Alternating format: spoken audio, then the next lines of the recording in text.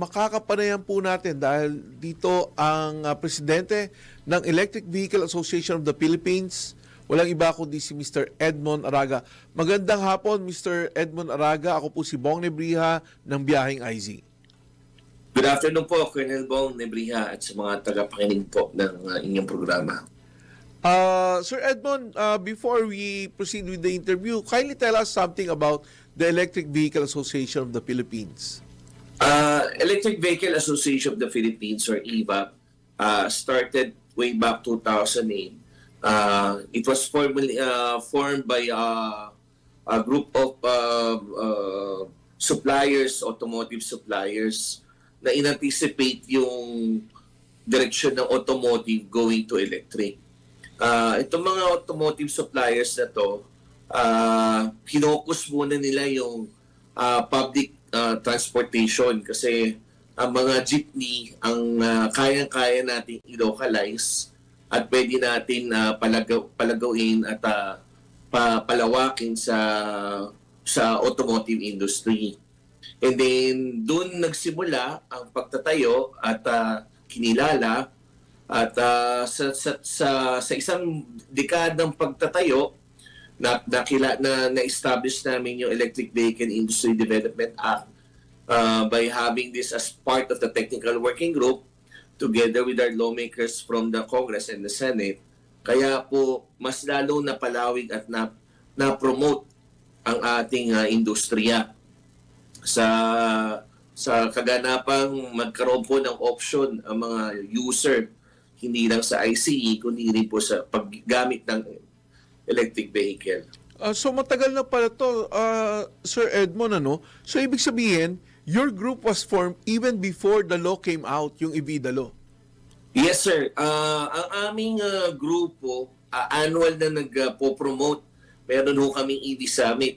In fact, sa beses po na imbitahan po namin kayo nung kayo po ay active sa MMDA pa ho. Yes. Ginagawa ho namin ito annually sa SMX sa tulong din po ng Department of Energy, Department of Transportation, and Department of Trade and Industry.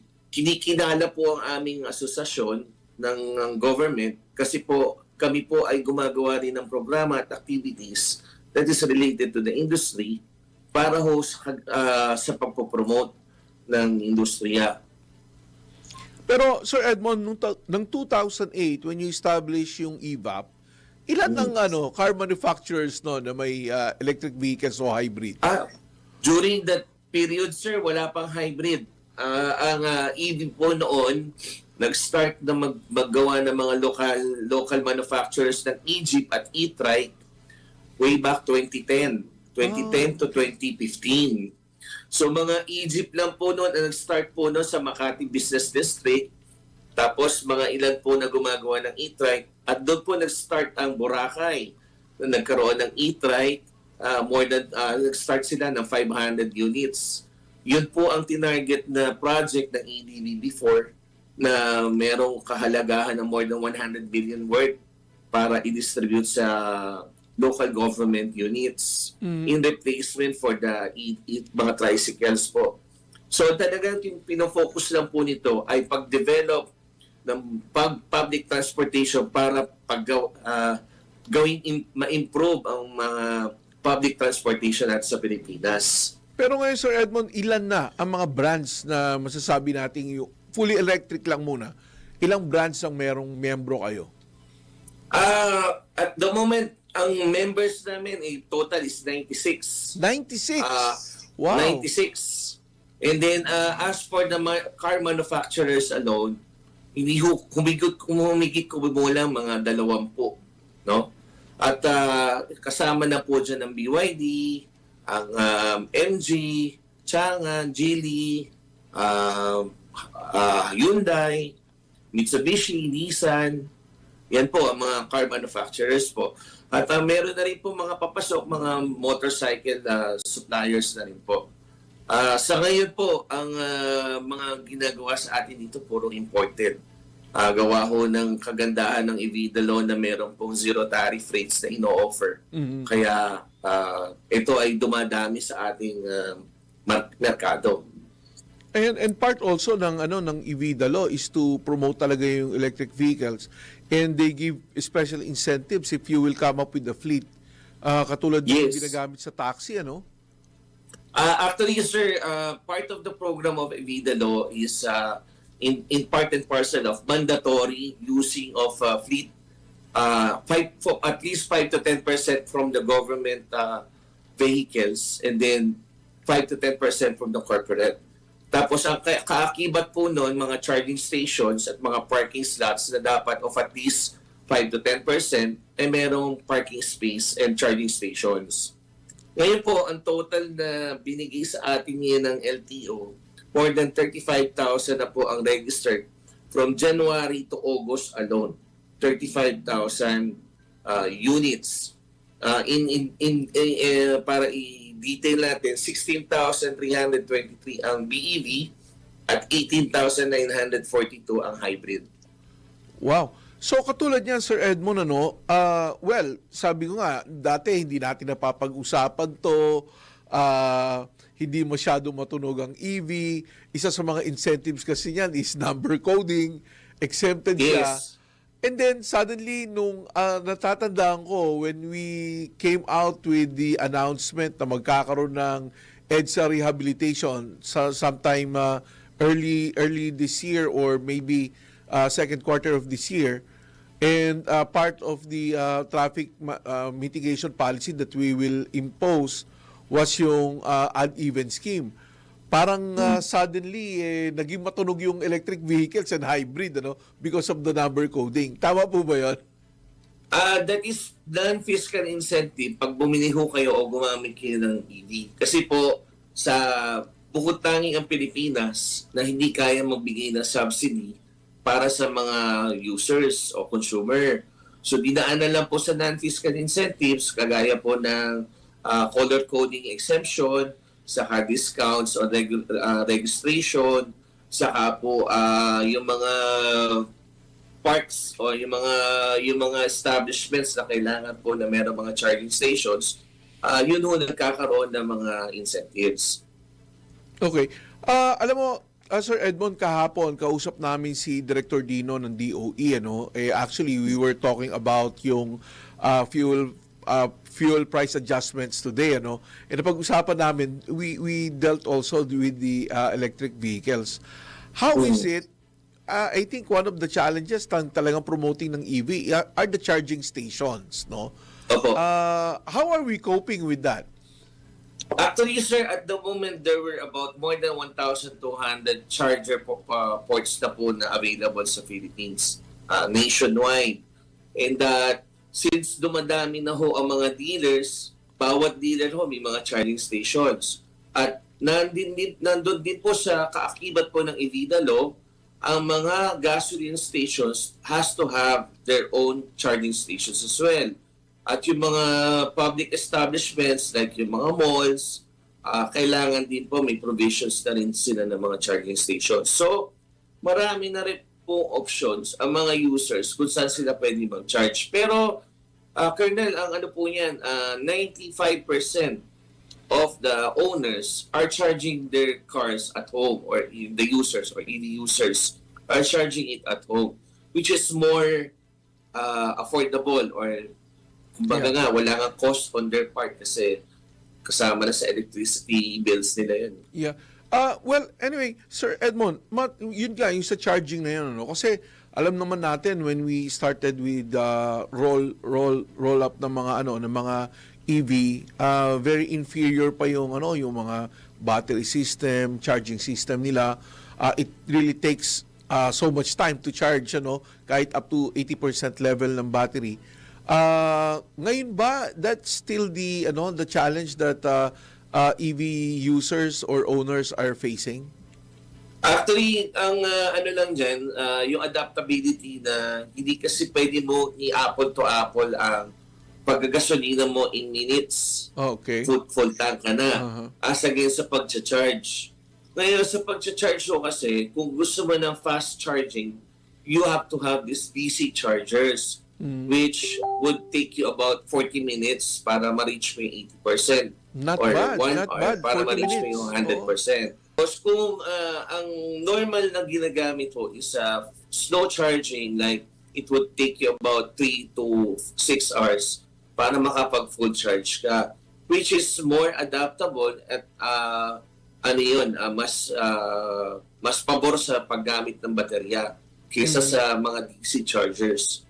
Yun lang po ang pinag-aanohan natin kasi dito, yung turnaround na paggamit mo ng Yes. sasakyan na i-charge mo kagad yung sasakyan mo. Sir Edmond, natatandaan ko, no, na when I was in the US sometime 2006 or 2007, yan din yung simula ng ano nila, nung campaign nila for electric vehicles at saka hybrid vehicles. Ang isa sa mga ano nun, problema, sa US to is the battery itself, no? The battery itself. Kailangan ang insurance na kukunin mo, may insurance ka sa kotse, may insurance ka sa baterya. Kasi Okay. pag nasira yung baterya, napakamahal. No? It's almost siguro mga 20% off lang the price of the vehicle itself, ano. Did we encounter the same problem? Actually, sir, ngayon, pagka kinumpir mo ang insurance ng BEV or hybrid, it's much expensive, more costly, compared to ICE. Pero hindi ho kagaya nung binanggit nyo, iba ang insurance ng battery, Yes. iba ang insurance ng unit. Unit. Oo. Ngayon po, sir, magkasama na po yun. However, sa ngayon ho, slowly tinatanggap ng mga insurance companies na medyo dumadami na, kaya medyo binababa na rin nila yung rates. Ang kagandahan ho kasi, yung mga manufacturer or yung mga importers right now, they're offering it at a longer period of time ng Yung warranty. Oo. So right now ang nasa setting nila is 8 years warranty for the battery bago mo fully depreciated yung baterya. Pero as far as my experience is concerned, because I'm using EV for a period more than a decade already, yung mga e-cars ko naman po, more than 8 years, still nagagamit pa naman eh. Yung fear lang po kasi ng mga, hindi pa mga early adopters, hindi nila maintindihan. Ganun ba talaga? Pagdating ng 8 years, wala na, hindi na andar yung sasakyan natin or so. So, depende ho yun sa paggamit nyo. Tama. At para lang din po yung cellphone. Ganun din po ang paggamit. Kung sinasagad nyo ang pag-charge o inaabuso nyo na dinedeteriorate nyo ng 5% or 0, masisira kagad ang baterya. So, well, that's good news, ano? 8 years warranty, it's a long period of time para ma-insure yung working system ng battery, ano? That's a long period of time. So which is good for the car buyers ng EV. Sir, ano pa ang nagiging problema ng mga EV car owners ngayon? EV owners ngayon?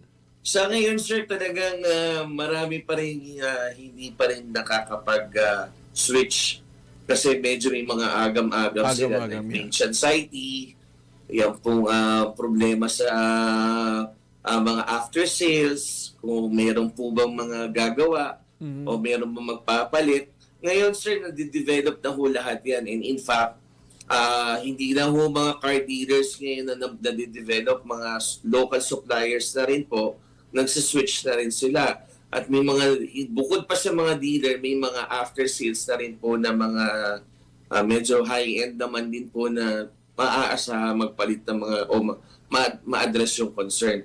Ang di lang ho nila naiintindihan at hindi nila nakikita, ma-discover, low maintenance ang electric vehicle. Hindi po yung hybrid, yung BEV. Ang medyo talagang low maintenance. Sir Edmond, is there a possibility na magkakaroon din tayo ng autonomous driving o yung autopilot?